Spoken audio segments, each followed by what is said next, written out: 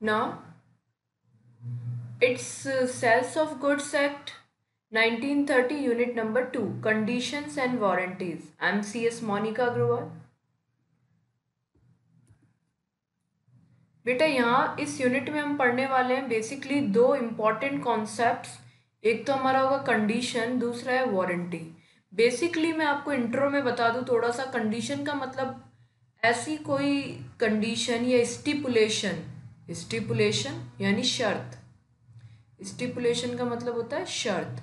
ऐसी कोई शर्त जो मेन कॉन्ट्रैक्ट के पर्पज से असेंशियल है, essential to main purpose of contract. अगर ये कंडीशन का ब्रीच होता है, ब्रीच ऑफ कंडीशन होता है, तो कॉन्ट्रैक्ट को रेपुडिएट यानी कि खत्म कर दिया जाता है। Warranty is a collateral to main purpose of contract. Collateral मतलब एडिशनल, सपोर्टिंग। ब्रीच अगर होती है वारंटी की तो डैमेजेस ही क्लेम किए जाते हैं। देखेंगे बेटा, at the time of selling of goods a seller usually make certain statements representation with a view to induce intending buyer to purchase. कई बातें सेलर अपने बायर को कन्विंस करने के लिए, प्रोडक्ट खरीदने के लिए बोलता है। Such representation are generally about the nature and quality of goods, about their fitness for buyer's purpose. When this statement or representation do not form a part of contract of sale, they are not relevant and have no legal effect on the contract.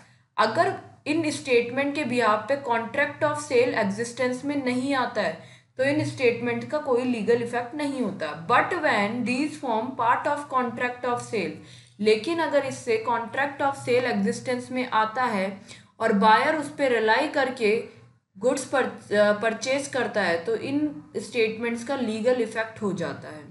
Representation which form a part of conduct of sale affect the contract is called stipulation. However, every stipulation is not equal importance. जो भी शर्त हो, जो भी terms and condition, stipulation एक तरीके से हो गई, टर्म्स एंड कंडीशंस जो हो गई वो अलग अलग हो सकती हैं और हर स्टिपुलेशन यानी हर terms and condition are not so much importance, सबकी अलग अलग इम्पॉर्टेंस होती है। फॉर एग्जाम्पल अब हम देख रहे हैं डिटेल में condition and warranty, they are also stipulations. शर्तें जो कॉन्ट्रैक्ट के टाइम पे लगाई जाती है, बताई जाती है, स्टेटमेंट दिए जाते हैं। Stipulation in a contract of sale with reference to goods which are subject thereof may be condition or warranty.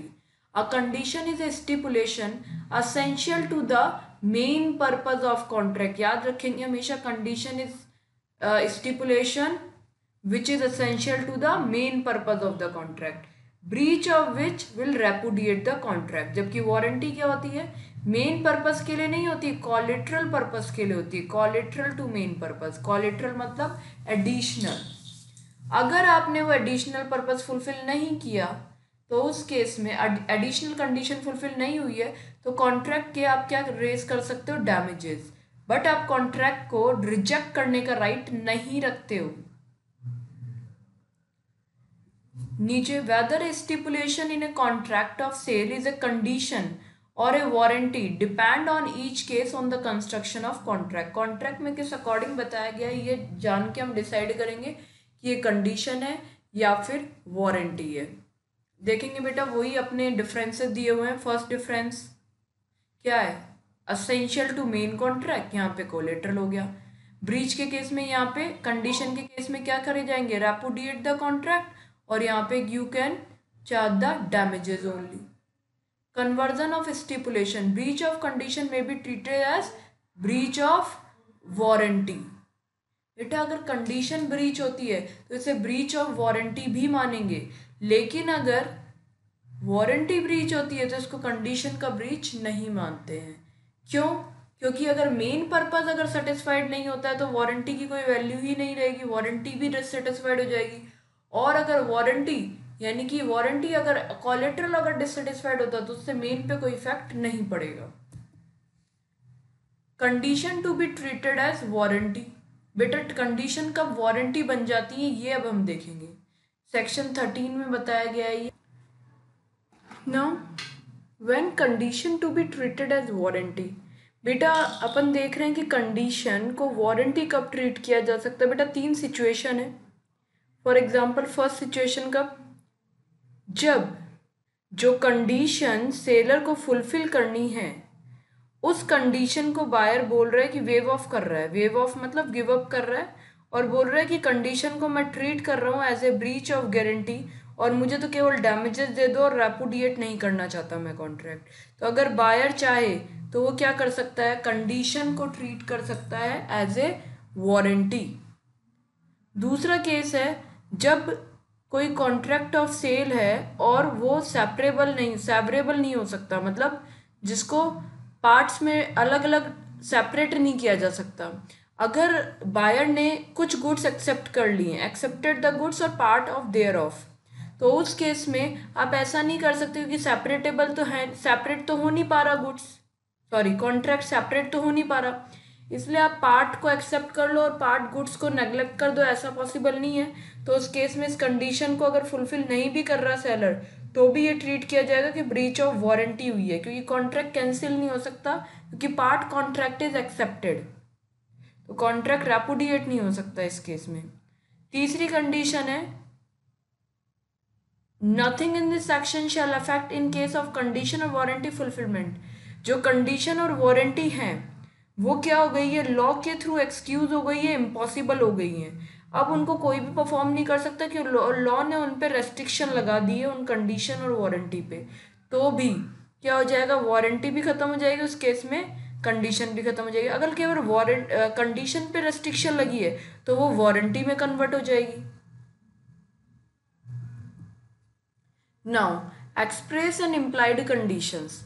बेटा कुछ कंडीशंस ऐसी होती है जो कॉन्ट्रैक्ट के अंदर आपको बतानी होती है, मतलब आप परचेज करते टाइम आपको सेलर आइडेंटिफाई कर रहा है at the making time of contract, it is declared by words by between the parties, by words declared between the parties, ठीक है। और कुछ कंडीशन जो डिक्लेयर नहीं भी हुई हैं तो भी वो मानी जाती है, presumed by law to be present. ये कंडीशन तो होनी ही चाहिए कॉन्ट्रैक्ट में, चाहे आपने उनको स्पेसिफाई किया है या नहीं किया है। इन्हें तो स्पेसिफाई करना पड़ता है, इसे स्पेसिफाई करने की कोई रिक्वायरमेंट नहीं है। जैसे कि इम्प्लाइड कंडीशंस हम देख रहे हैं कि कौन कौन सी इम्प्लाइड कंडीशन होती है। अगर आप कोई गुड्स परचेज कर रहे हो तो वहाँ पे कंडीशन इम्प्लाइड होगी कि वहाँ पे आपको सेल के साथ टाइटल भी मिलेगा, गुड्स की ओनरशिप मिलेगी। सेल बाय सैंपल का मतलब है कि अगर आपने सैंपल के बेस पे प्रोडक्ट खरीदा है तो वो सैंपल से मैच करना चाहिए, ये कंडीशन होती है।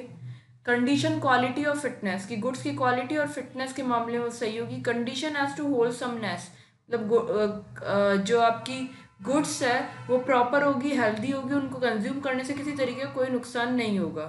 कंडीशन एज टू डिस्क्रिप्शन, ये भी इम्प्लाइड कंडीशन है कि जैसा डिस्क्रिप्शन दिया गया गुड्स वैसी ही होनी चाहिए।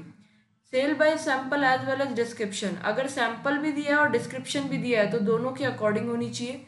कंडीशन एज टू मर्चेंटेबिलिटी, इसका मतलब ये होता है कि अगर आपने कोई गुड्स परचेज की है तो वो फर्दर बेचने योग्य हो, ये भी इम्प्लाइड कंडीशन होती है कि आप इसको फर्दर बेच सकते हो। अब देखो हम डिटेल में पढ़ रहे हैं फर्दर इम्प्लाइड कंडीशंस को।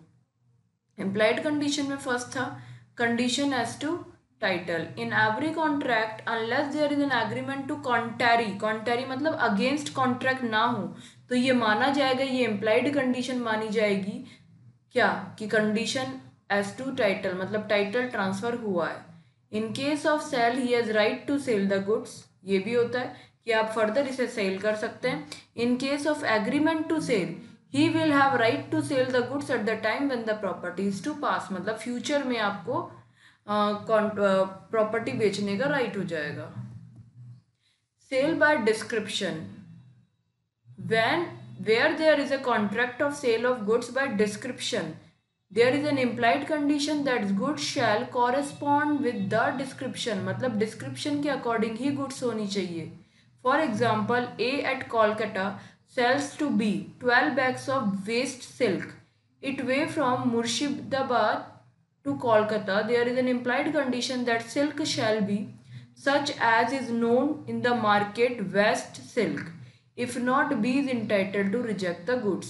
तो जो डिस्क्रिप्शन है वेस्ट सिल्क का उसके अंदर वो गुड्स आनी चाहिए, अदरवाइज वो रिजेक्ट हो सकती है, क्योंकि कंडीशन और कंडीशन के केस में ब्रीच होता है तो हम कॉन्ट्रैक्ट को क्या कर देते हैं बेटा, repudiate. The act, however, doesn't define description. A sale has been deemed to be by description कैसे मानी जाती है? Where the class or kind to which the goods belong has been specified. जब आपने goods की class या kind बताया, for example, Egyptian cotton, Java sugar, Sheffield crockery, तो यहाँ पे आपने type बता दिया, उसके according ही होनी चाहिए।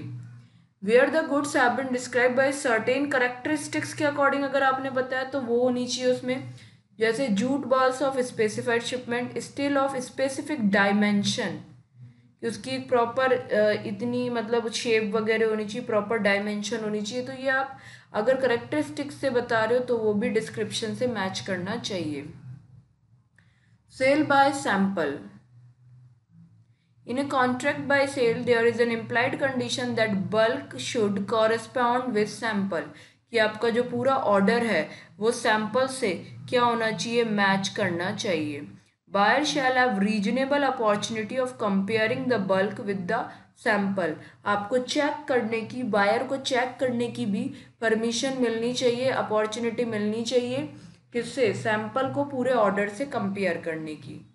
In case of a sale of sample of 2 parcel of wheat, the seller allowed the buyer an inspection of a smaller parcel but not of the larger parcel. In this case, it was held that buyer was entitled to refuse to take any latent of parcel of wheat, क्योंकि उसे पूरी तरीके से reasonable opportunity नहीं मिली है check करने की कि वो मैच कर रहा है या नहीं मैच कर रहा। The goods shall be free from any defect rendering them unmerchantable which would not apparent reasonable examination of sample. Goods में ऐसा कोई डिफेक्ट नहीं होना चाहिए जो सैंपल में नहीं था लेकिन गुड्स में है, जिसके कारण उन्हें आगे बेचने में प्रॉब्लम हो रही है। एक company sold certain shoes made the special sole by sample for the French army. The shoes were found to contain paper not discoverable by ordinary inspection. The buyer was entitled to refund the price plus damages.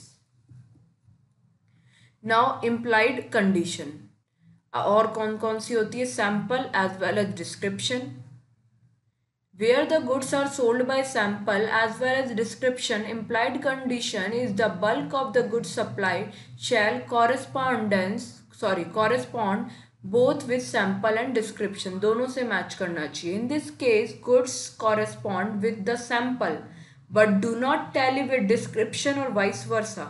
Both buyer can repudiate the contract. दोनों में से किसी एक भी चीज़ से match नहीं करता है पूरा ऑर्डर, सैंपल से या डिस्क्रिप्शन से, दोनों ही केस में आप क्या कर सकते हो, कॉन्ट्रैक्ट को रेपुडिएट कर सकते हो। A agreed with B to sell certain oil described as refined sunflower oil, warranted only equal to sample. The goods standard were equal to sample but contain a mixture of hemp oil. B can reject the goods. दूसरी implied condition है quality और fitness की। कोई भी product जो purchase किया जा रहा है उसके अंदर क्वालिटी में कोई कॉम्प्रोमाइज़ या फिटनेस में कोई कॉम्प्रोमाइज़ नहीं होना चाहिए। Ordinary there is no implied condition as to quality and fitness goods for particular purpose. Condition as to merchantability, merchantability यानी कि उसे फर्दर बेचा जा सकता है।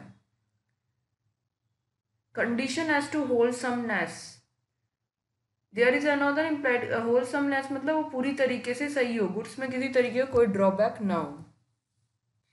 अब बात कर रहे हैं हम इम्प्लाइड वारंटीज की। It is a warranty which the law implies into the contract of sale. In other words, it is a stipulation which has not been included in the contract in express word. express word में नहीं होता, direct है, आपको नहीं भी कहा गया तो भी ये implied माना जाएगा। जैसे कि warranty as to undisturbed possession, मतलब आप गुड्स की फ्रीली आप उसे यूज़ कर सकते हो, आपको किसी तरीके का डिस्टर्बेंस नहीं किया जाएगा गुड्स को यूज़ करने के लिए। अगर किया जाता है तो आपको डैमेजेस पे किया जाएगा क्योंकि वारंटी का ब्रीच हो जाएगा। Warranty as to non existence of encumbrance, कोई भी जो चीज़ गुड्स बेची जाएगी उस पर किसी तरीके का कोई बर्डन क्रिएट नहीं होगा यानी कि वो फर्दर पहले से कहीं और प्लेज नहीं होनी चाहिए, गिरवी नहीं होनी चाहिए। अगर ऐसा पता चलता है तो आपको डैमेजेस पे किए जाएंगे। Disclosure of dangerous nature of goods, जो भी डेंजरस नेचर की गुड्स होती है उनका डिस्क्लोजर दिया होना चाहिए। अगर डिस्क्लोजर नहीं दिया हुआ है तो उस केस में अगर कोई डैमेजेस होते हैं then seller will bear that. Warranty as to quality और fitness of use of trade, बेटा क्वालिटी और फिटनेस से रिलेटेड भी वारंटी होती है। अगर वो प्रॉपर क्वालिटी जो स्टेटेड है उस क्वालिटी या ट्रेड में नहीं, फिटनेस में नहीं आता है प्रोडक्ट, तो आप डैमेजेस क्लेम कर सकते हो, जो भी आपको उस प्रोडक्ट को कंज्यूम करने से प्रॉब्लम हुई। ये हमने देखे warranty as to undisturbed possession, warranty as to non existence of encumbrance, warranty as to quality and fitness by use of trade and disclosure of dangerous nature of goods. अब बात कर रहे हैं हम एक कॉन्सेप्ट का, that is caveat emptor. Caveat emptor का मतलब होता है बायर शुड बी अवेयर, मतलब let the buyer be aware. यानी कि बायर हमेशा ऐसा एक्सक्यूज नहीं दे सकता सेलर की गलती है, उससे भी क्या होना चाहिए, थोड़ा सा ध्यान देना चाहिए, अवेयर होना चाहिए, केयर करनी चाहिए। Seller display their goods in open market, it is for buyer to make proper selection in choice of the goods. अब कौन सी गुड्स है उनको सही लग रही है, कौन सी खराब है, ये तो उन्हें सेलेक्ट करनी पड़ेगी। Following are the condition to be satisfied. Buyer had made known to the seller the purpose, आपने अपना पर्पज बता दिया हो। Buyer relied on the seller skill, आपने उनकी स्किल और जजमेंट पे विश्वास किया हो। और तीसरी condition, seller business supplied goods that description, seller का बिजनेस ही डिस्क्रिप्शन के थ्रू गुड्स बेचने का है। इस केस में बेटा अब एक्सेप्शन राइज होते हैं कैविट एम्प्टर के। फिटनेस एज टू क्वालिटी और यूज, आपको क्वालिटी का तो प्रोडक्ट देना ही पड़ेगा, उस केस में आप कैविट एम्प्टर का एक्सक्यूज नहीं ले सकते, कौन, sellers. Good purchase under patent और ब्रांड नेम, अगर किसी पेटेंट या ब्रांड नेम की गुड्स है तो उस केस में अगर कोई ड्रॉबैक होता है तो seller will be liable for that. Buyer को कोई भी रिसर्च करने की जरूरत नहीं, प्रोडक्ट सही है या नहीं है, वो तो कैसे यूज खरीद रहे हैं, बाय ब्रांड नेम का प्रोडक्ट खरीद रहे हैं। गुड्स सोल्ड बाय डिस्क्रिप्शन, अगर डिस्क्रिप्शन से कोई प्रोडक्ट मिल रहा है तो वहीं पे भी कैविट एम्प्टर की रिक्वायरमेंट नहीं होती। गुड्स ऑफ मर्चेंटेबल क्वालिटी, ये तो इम्प्लाइड कंडीशन जहाँ जहाँ होती है बेटा, वहाँ वहाँ आपको क्या करने की ज़रूरत नहीं है, कैविट एम्प्टर को फॉलो करने की ज़रूरत नहीं है। जैसे कि sale by sample as well as description, trade usages, seller actively conceal a defect और इज गिल्टी ऑफ फ्रॉड, अगर सेलर ने जानबूझ के डिफेक्ट छुपाने की कोशिश की है, बायर तो ढूंढ रहा था पर उसने छुपाने की कोशिश की है, तो इस केस में उसे फ्रॉड माना जाएगा। और यहाँ पे बायर को कैविट एम्प्टर का सेलर कैविट एम्प्टर का एक्सक्यूज नहीं ले सकता, बायर सेलर से डैमेजेस रिकवर करेगा। Thank you so much, I am C S Monika Agarwal.